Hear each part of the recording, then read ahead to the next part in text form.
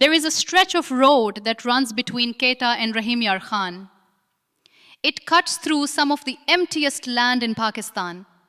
Long, flat, and quiet enough that a tired driver can start to drift without ever meaning to.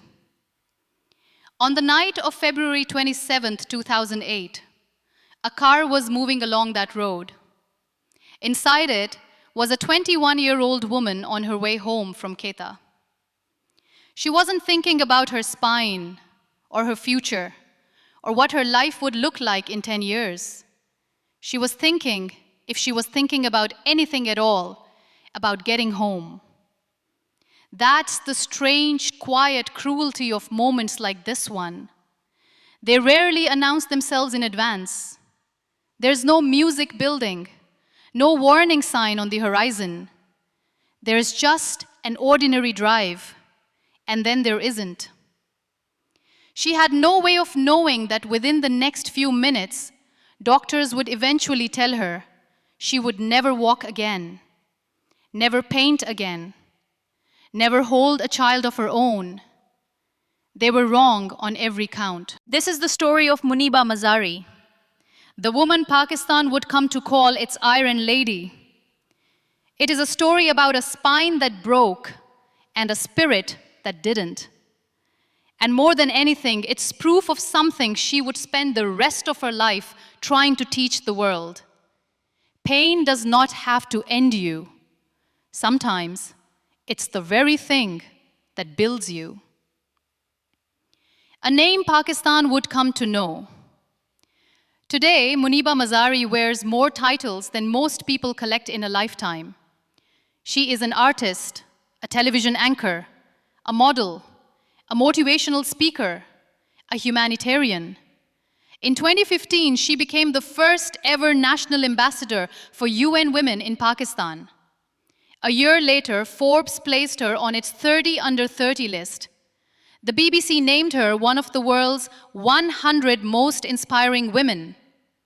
She has stood on international stages, exhibited paintings in Lahore and Dubai, and delivered a TED Talk that changed the entire direction of her life. But none of that is where her story starts.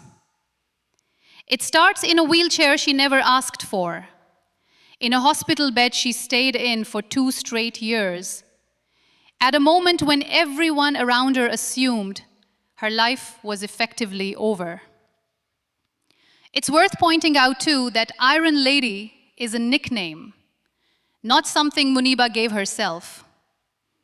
Nicknames like that tend to get attached to people from the outside, by a public looking for a shorthand way to describe someone whose story doesn't fit easily into a sentence. It's a flattering title, but it can also be slightly misleading. If it makes people imagine someone who never struggled, never doubted, never had a single bad day in a wheelchair. The real story is messier than that, and arguably more useful because of it. To understand why she's called the Iron Lady of Pakistan, you have to go back to before the accident. Back to a young girl from southern Punjab who never imagined the life that was waiting for her. Before the storm. Muniba Mazari was born on the 3rd of March, 1987, in Rahim Yar Khan, a city in southern Punjab, Pakistan. She belonged to the Mazari tribe, part of the wider Baloch community, a background rooted in tradition, family honor, and fairly rigid expectations of what a young woman's life was supposed to look like. She studied at the Army Public School before going on to pursue a Bachelor of Fine Arts in her hometown. Even then, art was already part of her, sketching, painting, finding a kind of quiet in color that she didn't always find elsewhere. Friends and family who knew her as a girl describe someone who was always drawing on the margins of her notebooks, more comfortable with a pencil in her hand than almost anything else. But the life mapped out for her had little room for a painting career, and even less room for the idea that a young Baloch woman might build a public life around it. In a conservative tribal community, a daughter's future was rarely something she was asked to design herself. It was something decided for her, usually with good intentions, by parents who believed they were protecting her by settling her into marriage early. Muniba was no exception to that pattern. She wasn't rebelling against her family or her culture. She was simply living inside it, the way most people in her position did. At 18, before she'd even finished her degree, Muniba was married. It wasn't a decision she made for herself. It was arranged, the way marriages often were in her family and community, to a man her parents believed was right for her. She has spoken since then about how unhappy that marriage was, how it felt less like the beginning of her adult life and more like the end of choices she hadn't gotten to make yet. She was young, newly married, and quietly putting her own ambitions on a shelf, the way so many young women in her position were expected to. She had no idea that the next chapter of her life would take away almost everything, and in doing so, hand her back a version of herself she never would have found otherwise. 2 years into that marriage, on a February night in 2008, Muniba and her husband set out on a long drive from Quetta back to Rahim Yar Khan. She was 21 years old. She would never be the same after that night, but not in the way anyone expected. The road from Quetta. Long-distance drives across Pakistan often stretch late into the night, through stretches of highway with little around them. No lights, no towns, nothing but road. It's the kind of drive thousands of families make every year without a second thought. The ordinary background noise of travel in a country where cities are often separated by hours of empty highway. There was nothing that night to suggest it would be any different. Somewhere along that drive, Muniba's husband fell asleep at the wheel. The car veered off the road and dropped into a ditch. Her husband was thrown clear, or managed to climb out.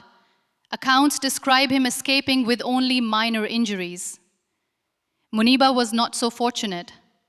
She was trapped inside the wreckage, and by the time she was pulled free, her body had absorbed almost the entire force of the crash. The injuries were severe, almost beyond belief for one person to survive. Both bones in one of her arms, the radius and the ulna, were broken. Her shoulder blade was shattered.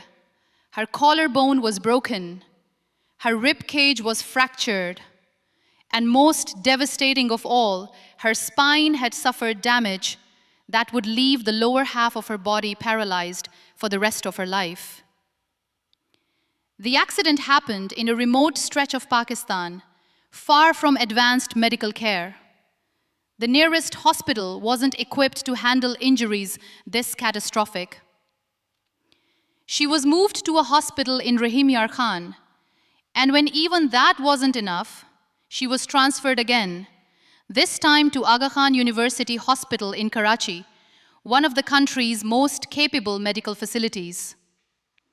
It was there, after surgery, that Muniba began to understand the full weight of what had happened to her.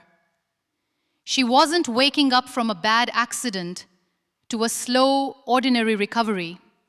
She was waking up to a completely different life. For the next 2 years, she barely left a bed. The verdict. There's a particular kind of grief that comes from hearing your future described to you by someone else, a doctor, standing at the foot of your bed, listing everything you will no longer be able to do. Muniba was told she would never walk again. Her spine had been damaged beyond the point where her legs would ever carry her the way they used to. That alone would have been an enormous thing for anyone to absorb at 21 years old. But it didn't stop there. Because of the extent of the damage to her arm and shoulder, doctors also told her that painting, the one thing she had loved since childhood, the one skill that had always been hers, might not be possible for her anymore either. Her hands, her arms, the very tools she used to create had been broken, along with everything else. And then came a third piece of news that may have hurt the most. Doctors told her that given her injuries, she likely would not be able to carry a pregnancy or become a biological mother. Walking, painting, motherhood. Three of the most fundamental things a young woman might imagine for her future, all placed firmly out of reach in the space of a single hospital conversation. She spent 2 years bedridden after her surgery, staring at hospital ceilings, working through physiotherapy sessions that were slow, painful, and only partially successful. Enough eventually to let her transfer from a bed to a wheelchair, but nothing close to the independence she'd had before. It would have been entirely understandable if that was where her story ended. A young woman, paralyzed, divorced from the future she'd expected, quietly disappearing from public life. That's the story so many people in her position are pushed into, whether by circumstance, by stigma, or by their own exhaustion. Muniba has spoken openly in the years since about how dark that period was, about the version of herself that had to grieve her legs, her marriage, the plans she'd made, the body she used to have. Healing for her was never a straight line. It included real despair before it included anything resembling hope. There were, by her own later accounts, long stretches where getting through a single day felt like the only achievable goal. Visitors would come and go. Nurses would change shifts. The ceiling above her hospital bed stayed exactly the same day after day, while the life she'd expected to live kept receding further out of reach. It is worth saying plainly, nothing about this period was easy, inspiring, or empowering while she was living through it. It was simply hard, in the way that catastrophic loss is always simply hard, without any silver lining visible yet from the inside of it. But somewhere, in those 2 years on a hospital bed, something in her began to shift, finding color again. It started small, bored, in pain, and desperate for something to occupy her mind besides her own prognosis. Muniba asked her brothers to bring her supplies, brushes, canvas, paint. If her arm could still move at all, even in a limited way, she wanted to try. She has described painting during that period as a way of adding color to what were, in her words, dull and difficult days. It wasn't about creating a masterpiece. It wasn't about proving anyone wrong, not at first. It was survival. Something to do with her hands and her mind besides waiting for the next piece of bad news. But slowly, painting became more than a distraction. It became a decision. Every session with the brush was in a quiet way a rejection of what she'd been told in that hospital room. Doctors had said her arm and shoulder might never let her paint again. Instead, working through pain and limited mobility, acrylic by acrylic, stroke by stroke, she built something doctors hadn't accounted for: persistence. This is really the hinge point of her entire story. Not the accident itself, but the decision that came after it. She could not undo the crash. She could not give herself back the legs she'd lost. But she discovered on that hospital bed that she still had a say in what she did with what remained. It's a distinction worth sitting with, because it's the whole idea behind the phrase, pain makes you stronger. Pain on its own doesn't build anything. Plenty of people experience terrible pain and are simply worn down by it. And that is not a failure of character, it's the nature of suffering. What made the difference for Muniba wasn't the accident. It was what she chose to do in the space that opened up after it. A choice she had to keep making, again and again, on the hard days as much as the good ones. Her medium became acrylic on canvas. Her work carried an unmistakable rawness, color used almost defiantly, as if to argue with the grayness of hospital rooms and grim prognoses.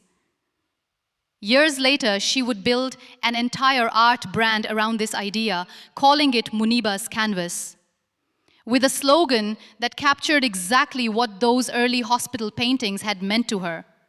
Let your walls wear colors. There's something worth noticing in that slogan. It isn't paint your pain away, and it isn't find the silver lining. It's an instruction about walls, about the blank, closed-in surfaces that surround a person during the hardest parts of their life, whether that's a hospital room or simply a difficult season. Her argument, expressed through the paintings themselves rather than any single quote, was never that the walls should disappear. It was that even the walls you can't get rid of can still be given some color. That idea would go on to outlast the hospital room entirely. It became the philosophy behind an entire body of work, then an exhibition career, then eventually a broader public message about resilience that had nothing to do with painting technique and everything to do with attitude toward hardship. A son, a home, a beginning again. Recovery wasn't only physical. Muniba's marriage, already strained before the accident, did not survive it. The relationship that had once defined so much of her identity came to an end, and she found herself rebuilding a life on her own terms for the first time, this time from a wheelchair, in a body that worked differently than it used to, without a husband, and still carrying doctors' words that she might never be a mother. After her treatment, she moved to Rawalpindi to start over. And in 2011, 4 years after the crash that was supposed to have taken so much from her, Muniba adopted a son. She named him Niele. It's difficult to overstate what this meant, given what she'd been told in that hospital room years earlier. She had been informed that motherhood likely wasn't in her future. Instead, she built one, not through the path anyone expected, but through one entirely her own. Niele gave her, by her own account, a reason to build a stable, hopeful life instead of simply surviving one day at a time. Around this same period, she began looking for purpose beyond her own recovery. She got involved in a project called Dheere Bolo, Speak Slowly, teaching Urdu at various schools, including the one her son attended. She was, piece by piece, constructing an identity that had nothing to do with the woman she'd been told she would become after the accident, and everything to do with the woman she was actively choosing to be. Adoption in Pakistan is its own complicated process, layered with religious, legal, and social considerations that make it far from simple, especially for a single woman with a visible disability. That Muniba pursued it anyway and became a mother on her own terms, rather than the terms a hospital room had once dictated to her, says something about how far she'd already moved from the version of her future she'd been handed in 2008. She has spoken about Niele as one of the clearest reasons she had to build a stable, forward-looking life rather than simply enduring one. A child who needed a present, functioning parent, not a woman quietly grieving in the background of her own home. She was still in a wheelchair. She still lived with chronic pain and physical limitations most people never have to think about. None of that had disappeared. What had changed was her relationship to it. She was no longer simply a survivor of something terrible. She was building a life around, through, and sometimes because of it. Muniba's public story really begins with a TED Talk in Islamabad. She stood in front of an audience and spoke honestly about her accident, her marriage, her paralysis, and her decision to keep living fully instead of quietly. It was the kind of talk that doesn't just inform an audience, it stays with them. That talk reached someone who would change the direction of her career entirely. Muhammad Malik, then the managing director of Pakistan Television, the country's national broadcaster. He heard about her story through that TED Talk and reached out, inviting her to work with PTV. For a woman who only a few years earlier had been told she'd likely spend the rest of her life confined and dependent, this was an extraordinary turn. She began working in television, including a program called Clown Town in 2014, which involved working directly with children and elderly people.